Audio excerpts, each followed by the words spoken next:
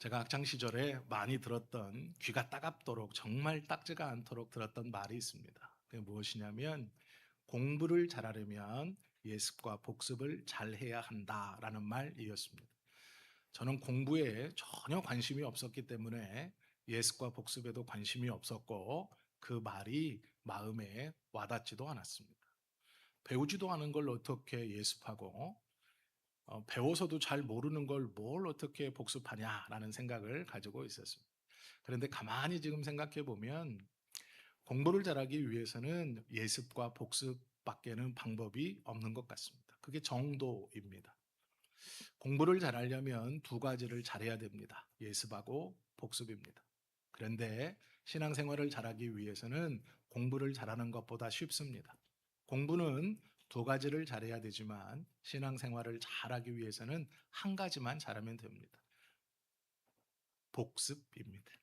예습은 우리가 살아가 보지 못했기 때문에 어떻게 살아갈지 모르기 때문에 할 수 없습니다. 그런데 공부를 잘하려면 예습과 복습을 잘해야 되고 신앙생활을 잘하려면 그것보다 쉬운 복습만 하면 됩니다. 즉 복습만 잘하면 신앙생활을 잘 할 수 있습니다. 가만히 생각해 보면 공부를 잘하는 것보다 신앙생활을 잘하는 것이 훨씬 더 쉽습니다. 공부는 두 가지를 잘해야 되고 신앙생활은 한 가지만 잘하면 되기 때문에 그렇습니다. 오늘 본문의 18장에 보시면 땅 분배의 이야기가 아직도 끝나지 않았습니다. 우리가 다 아는 것처럼 두 지파 반, 르우벤과 갓 지파, 므낫세 반 지파는 요단을 건너기 전에 벌써 모세 때에 땅을 분배받아서 그 땅에서 자녀들을 가축들을 양육하고 키우고 있었습니다. 요단강을 건너서 가나안 정복 전쟁이 시작되었고 우리가 아는 그 유명한 여리고성 사건, 아이성 사건, 여러 성들과 왕들을 정복하는 사건들이 있었습니다. 그리고 나서 눈여겨본 것이 유다 지파와 요셉 지파의 땅 집 분배 이야기입니다.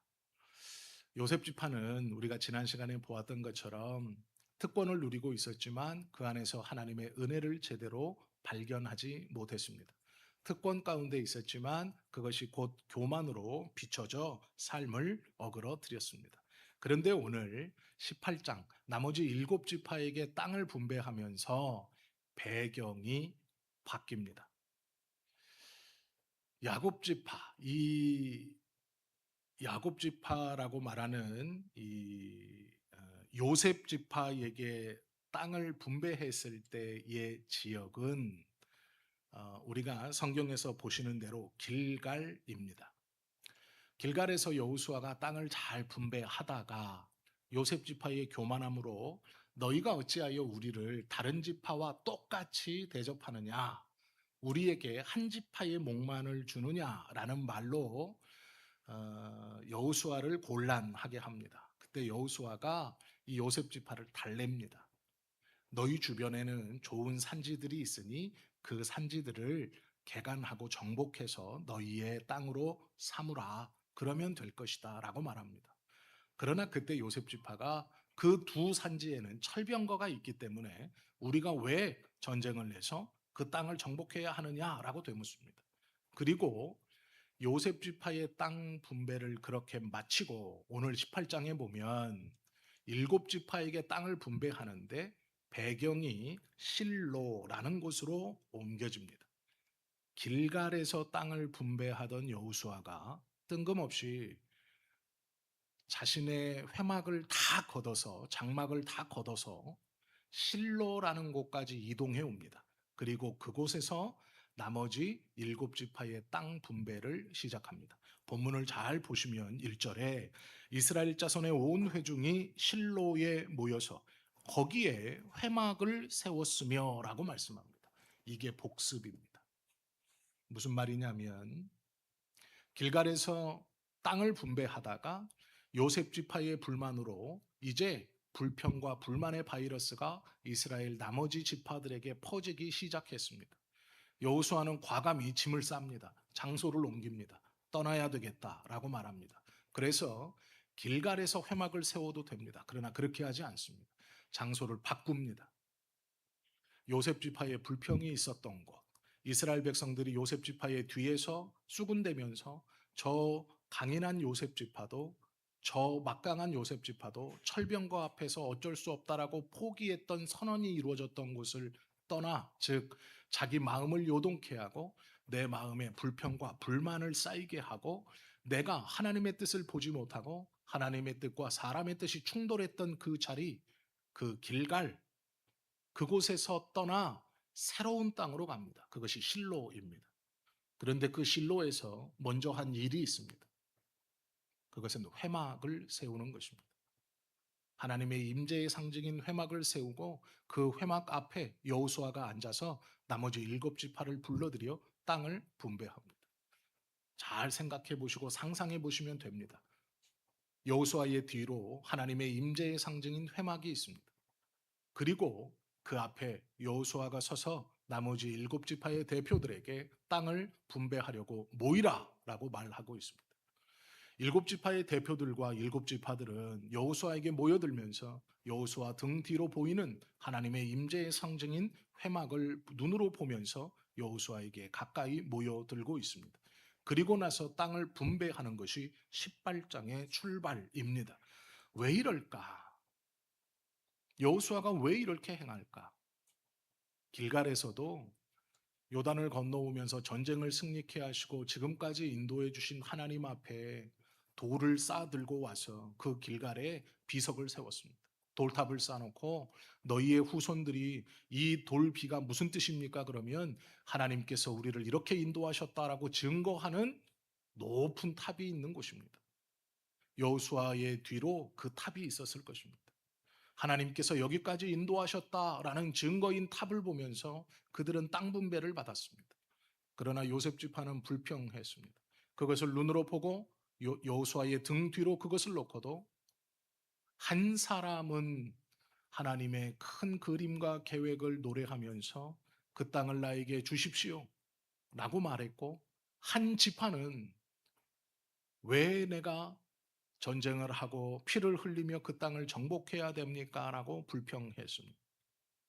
요셉 지파의 그 불평을 뒤로 하고 여호수아는 짐을 싸 실로로 자리를 옮깁니다. 그리고 그곳에 회막을 칩니다. 나머지 7지파의 백성들을 모으고 땅을 분배합니다. 7지파의 시선에 들어오는 것은 여호수아와 그 뒤에 있는 하나님의 임재의 상징인 회막입니다. 왜 그렇게 할까요? 이것이 복습입니다. 하나님께서 어떻게 우리에게 약속해 주셨느냐? 하나님께서 어떻게 이 땅을 우리에게 허락하셨느냐? 그렇다면 우리는 그 약속을 받고 기억하는 우리는 어떻게 행동하고 반응해야 하겠느냐라고 회막을 뒤에 놓고 묻고 있는 것입니다. 말로 묻진 않지만 그렇게 말하고 있는 것입니다. 기억해라. 하나님의 임재가 우리와 함께 하신다. 하나님의 약속이 우리에게 선언되었다. 이 땅은 우리가 피 흘리고 땀 흘리고 전쟁에서 생 땅을 정복하는 게 아니라 이미 하나님의 땅이고 하나님께서 우리에게 주시마 하고 약속하셨고 우리는 그 약속을 믿고 되찾아오는 것이다. 내 것이 아닌 것을 뺏는 것이 아니라 원래 하나님의 것을 우리는 수복하는 것이고 원래 하나님의 것인 것을 제자리에 돌려놓는 것이다라는 것이죠. 그러기에 복습해라. 하나님의 약속을, 하나님의 언약을, 하나님께서 우리에게 주신 이 땅이 어떤 땅인지를 너희는 기억해라 라고 회막을 세워 놓는 것입니다. 그래서 실로로 이동하고 회막을 세워 놓고 땅 분배를 하고 있는 것이죠. 우리가 가야 하는 길도 명확합니다. 하나님께서 우리의 삶을 인도해 가실 때 이미 우리에게 믿는 자의 결말이 무엇인가, 우리의 마지막이 무엇인가를 약속해 주셨습니다. 그건 누구도 부정할 수 없는 하나님의 나라의 입성입니다. 우리는 그 하나님의 나라를 향해 한 걸음 한 걸음 나아가고 있는 중입니다. 그 걸음이 힘들고 어려울 때마다 우리는 기억해야 합니다. 나와 함께 하시는 임재의 하나님, 나와 동행하시는 하나님, 하나님께서 끊임없이 주시는 그 약속의 말씀을 기억할 수 있어야 합니다. 우리가 가야 하는 길은 명확합니다. 너무도 힘든 삶이 앞에 있어 불평과 불만을 할 수 있고 하나님 앞에 이것을 어떻게 감당합니까? 라고 말할지 모르지만 하나님은 이미 약속해 주셨습니다. 할 수 있다고 하셨고 이미 내가 너에게 주었다라고 말씀하셨습니다. 우리의 신앙의 모습들을 가만히 생각해 보아야 합니다. 잘못된 것이 있다면 바꾸어야 합니다. 그 자리를 과감하게 떠나는 것도 하나의 방법입니다. 하나님께서 지금까지 인도하셨다라는 돌무더기를 보고도 불평한다면 나머지 일곱 지파는 그것을 감당할 수 없습니다. 여호수아는 짐을 쌉니다. 그리고 과감히 자리를 옮깁니다. 길갈에서 실로로 이동하고 그곳에 회막을 짓고 다시 회막을 치고 그 앞에서 일곱 지파를 불러 모아 땅 분배를 하면서 땅을 강조하는 게 아니라 약속을 강조하고 있습니다. 하나님을 온전히 믿는다는 것을 우리는 예배로 드러냅니다. 우리는 다 나름대로 똑똑한 사람들입니다. 신앙생활을 남이 시키는 대로 하지 않고 내가 판단하고 내가 결정해서 합니다. 예배에 참석도 마찬가지고 기도하는 것도 마찬가지고 교회 행사도 마찬가지입니다. 모두 다 하면 좋겠지만 그렇지 않습니다. 나름대로 다 판단하고 생각합니다. 내가 할 수 있는 것, 할 수 없는 것, 해도 괜찮은 것, 하지 말아야 하는 것을 나름대로 결정합니다. 그리고 행동합니다. 다 똑똑한 사람들입니다. 그런데 똑똑한 것도 좋고 나름대로 결정하는 줏대가 있는 것도 좋습니다. 그러나 하나님 앞에서 핑계대거나 도망치는 수단으로 나의 똑똑함, 나의 신앙적 어떠함을 사용해서는 안 됩니다. 저는 모르지만 하나님은 알고 있습니다. 여호수아는 모르지만 임재의 하나님이신 그 하나님은 일곱 지파의 마음을 분명히 알고 있습니다. 우리는 예배하죠. 주일 오전 오후 또 새벽에도 수요일도 금요일도 교회 와서 기도하라고 합니다. 전도 행사도 있고 성경 공부도 있습니다. 또 이렇게 한 번씩 특별한 행사들이 있으면 그걸 같이 합니다. 다 참여하셔도 좋고 그렇지 않아도 좋습니다. 많이 참여하는 것이 좋다. 꼭 그것만은 아닙니다. 다른 사람의 눈치를 보기 위해서 내 마음에 기쁨이 없이 어쩔 수 없이 그런 것은 하나님도 원치 않습니다. 그러나 한 번은 더 고민해 보셔야 합니다. 찬양도 봉사도 섬김도 억지로는 아니지만 핑계로 하지 않으면 안 됩니다. 예배 생활이 중요합니다. 예배를 드리려고 하면 목사님 예배 생활도 중요하지만 생활 예배도 중요하지 않습니까? 맞습니다. 우리의 삶 속에서 하나님을 섬기고 하나님을 기억하는 삶 속에서의 예배도 너무 중요합니다. 그런데 그 생활 예배는 하나님 중심으로 하나님이 기뻐하시고 세상의 가치관이 아닌 하나님의 가치관 안에서 이루어질 때 예배가 되는 것입니다. 모이는 대신에 저는 생활 예배로 하겠습니다. 저는 모든 시간 기도합니다. 모든 시간 하나님의 뜻을 붙들고 삽니다. 그러기에 따로 모이는 시간은 중요하지 않은 것 같습니다. 옳습니다. 맞습니다. 존중합니다. 그러나 그것이 핑계가 되어서는 안 됩니다. 그 말이 핑계인가 아닌가는 하나님만이 아십니다. 성공을 위해서 분투하는 삶이 아니라 열매를 위해서 뛰어가는 삶이 우리의 삶입니다. 하나님께서 원하시는 삶의 열매를 위해 달려가야 하는 것이 우리의 삶의 모습이죠. 이스라엘 백성들은 회막 앞에서 그 회막을 멍하니 바라봤을 겁니다. 그리고 많은 생각들을 했을 겁니다. 하나님의 임재의 상징인 회막 앞에 자신의 땅을 분배받는 그 땅들을 들으면서 많은 생각을 했을 겁니다.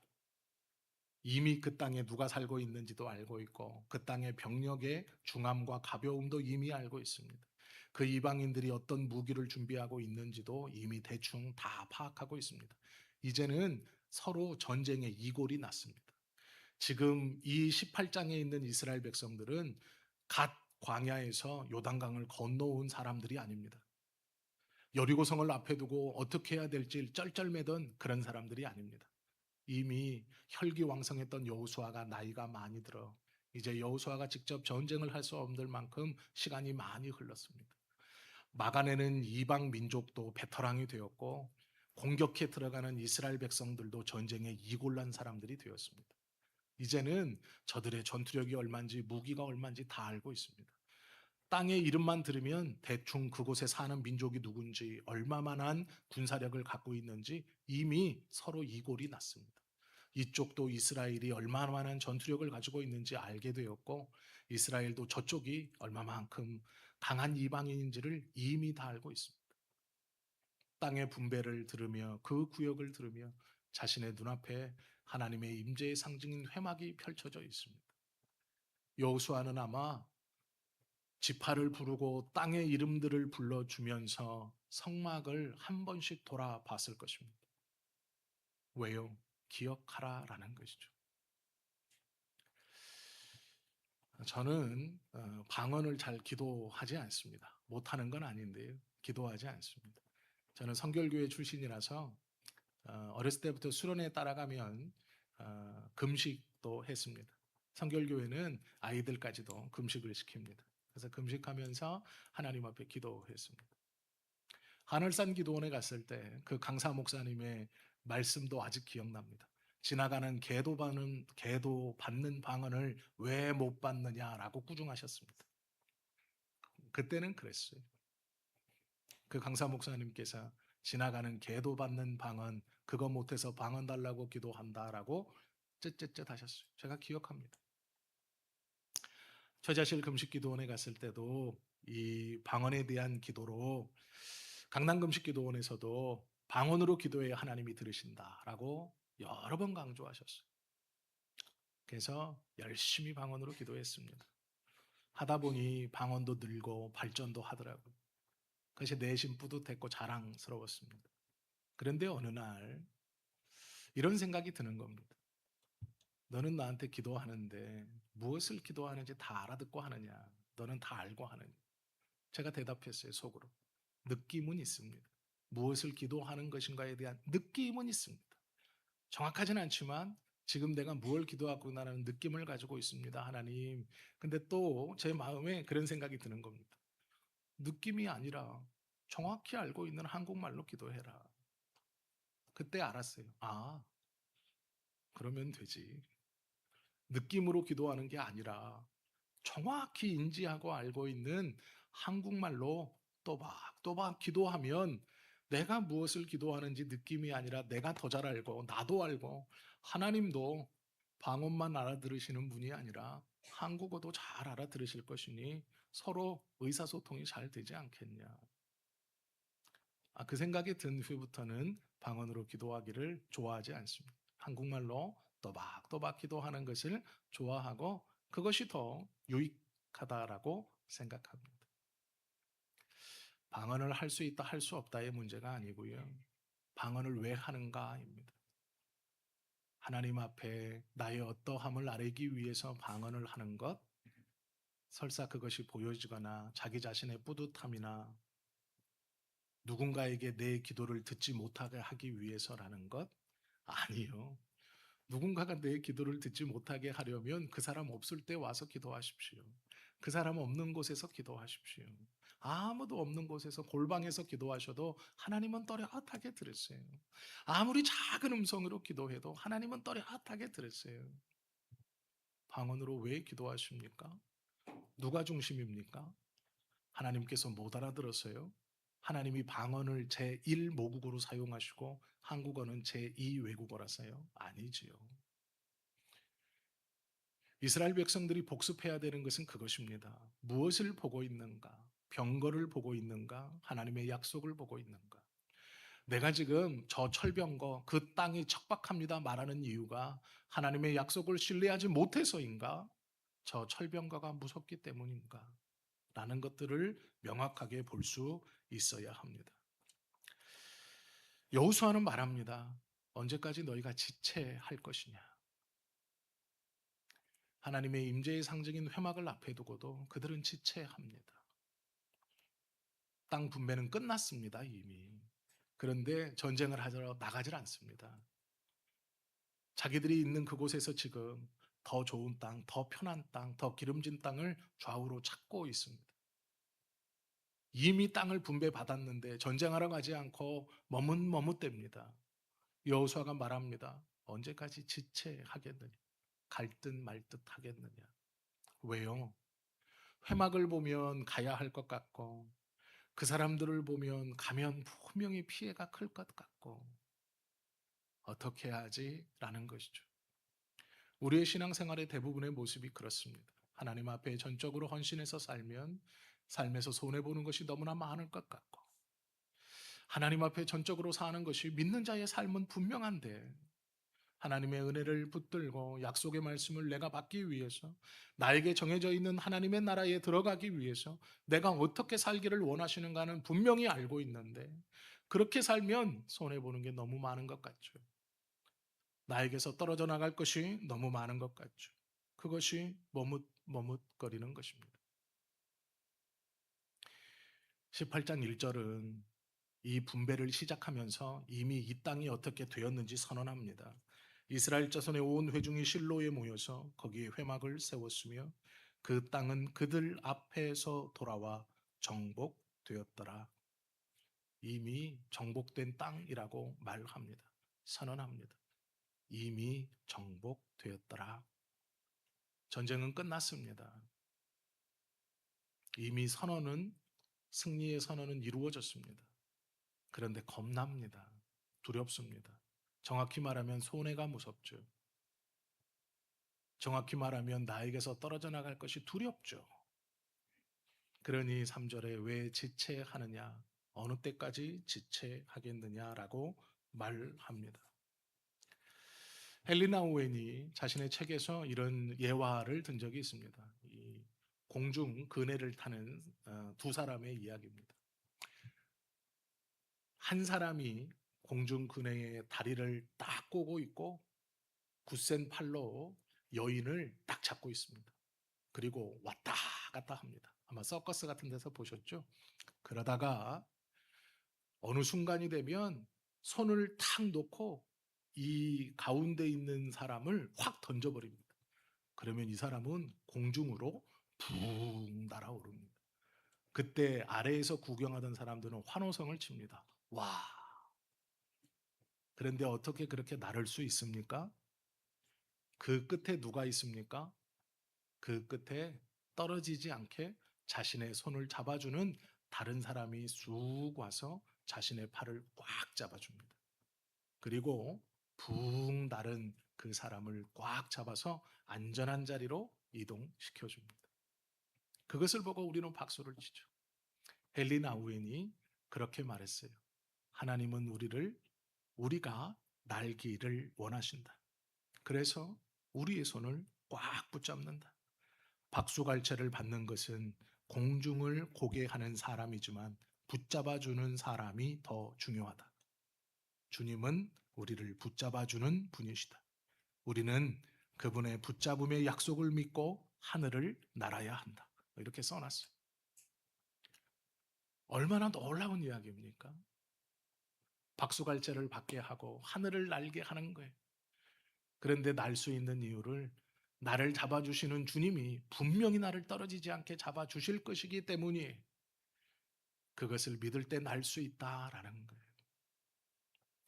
헬리나 우인이 여호수아 18장을 묵상하면서 이렇게 예화를 들었습니다. 우리가 하나님을 통해서 우리의 삶을 살아갈 때 지체하고 머뭇거리는 이유는 명령이 불확실해서가 아니에요.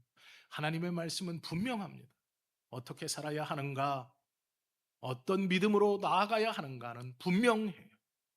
그런데 지체하는 것은 떨어질 것 같았어요. 주저앉을 것 같았어요. 실패할 것 같아서입니다. 아니요. 이미 붙잡아 주시마 약속하셨어요.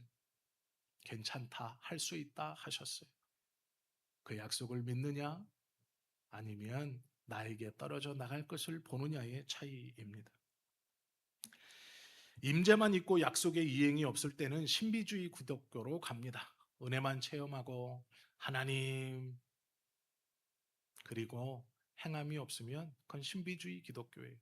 불로만 하면 행하지 못합니다. 그리고 반대로 임재는 없고 행함만 있으면 행동주의 기독교입니다. 하긴 하는데 할수록 미움이, 할수록 마음의 서운함이 더 많이 들어요. 앉아서 기도만 하는 사람, 하나님의 은혜로 눈물 흘리는 사람, 그러나 식당으로 주차장으로는 가지 않아요. 그 손에 빗자루 한 번 들어본 적이 없어요. 주보 한 번 쥐어본 적이 없어요. 남에게 인사를 하면서 어서 오세요 해본 적이 없어요. 그럼 신비주의 기독교예요.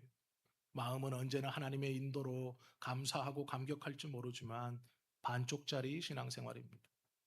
또 반대로 부지런히 돌아다니기만 하면 하나님의 은혜의 위로를 느끼지 못하기 때문에 점점 공허해지고, 점점 강팍해지고, 점점 다른 사람이 미워지고 핑계를 대기 시작합니다. 쟤 때문이야.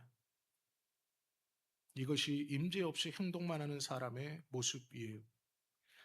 임재를 통한 약속을 이행할 때 온전한 기독교인이 될 수 있습니다.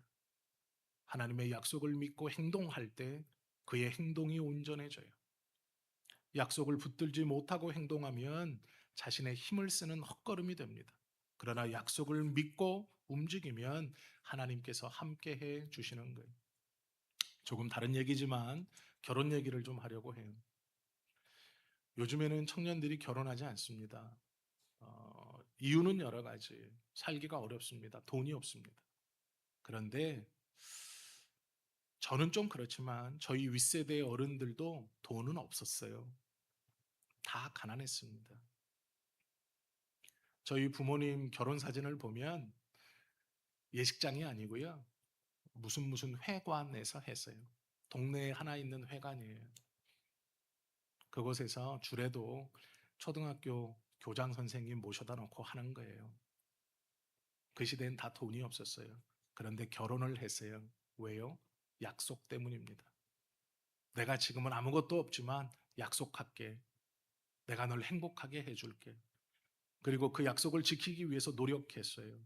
그런데 지금은요, 여러 가지가 이유가 있지만 약속을 두려워하고 불안해해요. 내가 이 사람하고 결혼하면 이 사람을 책임져야 하고 자녀가 나면 자녀를 양육해야 하는데 그 약속을 못하는 거예요. 불안하기 때문이에요. 두렵기 때문이에요. 믿을 만한 어른이 나에게 한 약속, 내가 이것을 너에게 꼭 해주마. 그런 경험을 못 해봤기 때문에 내가 누군가에게 약속을 하고 그 사람에게 그 약속을 지킨다는 것이 두려운 거예요. 그래서 결혼하지 않아요. 모르겠습니다. 적어도 제가 보는 것은 그거예요. 돈은 다 없었어요. 지금만 돈이 없는 게 아니에요. 그 시대에도 없었어요. 하나님에게서 분명한 약속을 받아보고 하나님께서 나를 통해 그 약속을 이루어 가신다는 경험을 하지 못했기 때문에, 아니, 그러한 것을 복습해서 붙들고 있지 못하기 때문에 내가 다른 사람에게 하는 약속을 지킬 그 지킴이 두려운 거예요. 그래서 결혼하지 못해. 내가 너의 삶을 책임지겠다. 우리 같이 가보자. 내가 너와 함께 하겠다. 이 손을 절대 놓지 않겠다. 이 약속 지키기가 두려워요. 왜요? 경험한 적이 없어요.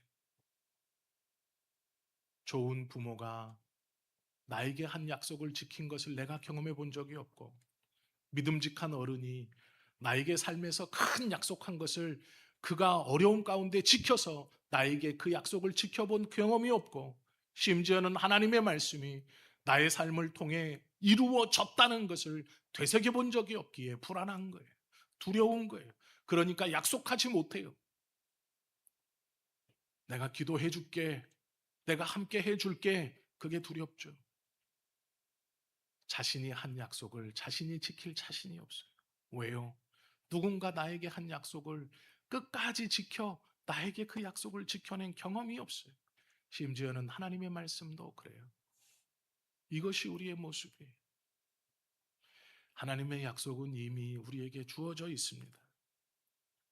그 약속을 지키시는 신실하신 하나님을 믿고 나아가세요.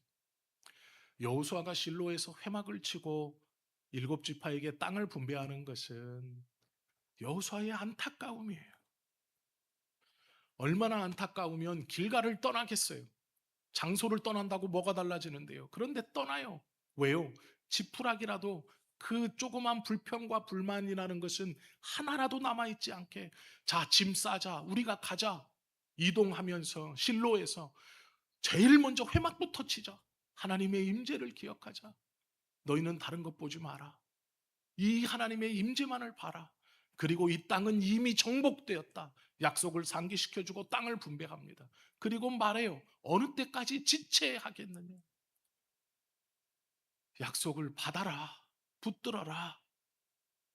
그리고 이루어내라 라는 거예요. 그것을 하나님이 기뻐하신다. 우리도 마찬가지입니다. 예배에 참여해서 하나님의 말씀을 듣고 하나님을 높이는 이유가 똑같아요. 하나님의 약속을 붙들고 내가 지금 내 옆에 있는 나의 가족, 나의 부모, 나의 아내, 나의 남편에게 서약했던 그 약속을 지켜가는 거예요. 끝까지. 하나님께서 나에게 약속하신 것이 흐트러지지 않으니 그것을 복습하고, 그래, 내가 한 약속을 신실하게 지키는 거예요. 이스라엘 백성들에게 원하는 건 그 모습입니다. 우리들에게 원하는 것도 그 모습이에요. 신앙생활에서 제일 무서운 것은 주저함입니다. 주저주저 하는 거. 할 수 있을까? 할 수 있어요. 나도 할 수 있어요. 하나님께서 우리에게 약속해 주셨기 때문입니다. 불안해하지 마세요. 머뭇거리지 마세요. 하나님의 약속의 말씀을 다시 한번 복습하세요. 그리고 한 걸음 한 걸음 믿음의 여정을 걸어가세요. 그리고 주변을 돌아보시고 내가 손 붙들고 책임져야 할 것들을 놓지 마시고 꼭 붙들고 가세요. 하나님께서 그 모든 것들을 안전하게 지켜 주실 거예요. 이미 돌아와 정복되었다라고 선언하셨어요. 우리의 삶은 이미 하나님의 나라로 약속되었어요. 손 꼭 붙들고, 세상의 누구는 나에게 약속을 지키지 않았지만 하나님은 나에게 신실한 약속을 지키시니 나도 그 하나님의 은혜를 붙들고 내 손 꼭 붙들고 있는 나의 자녀들, 나의 가족들, 또 우리 믿음의 형제들, 그리고 하나님께서 우리에게 붙여주는 내가 붙들고 가야 하는 그 모든 것들을 한 걸음 한 걸음 부지런히 그리고 성실히 붙들고 이 믿음의 길을 온전히 걸어가시는 우리 모두가 되시기를 예수님의 이름으로 축원합니다. 기도 드립니다.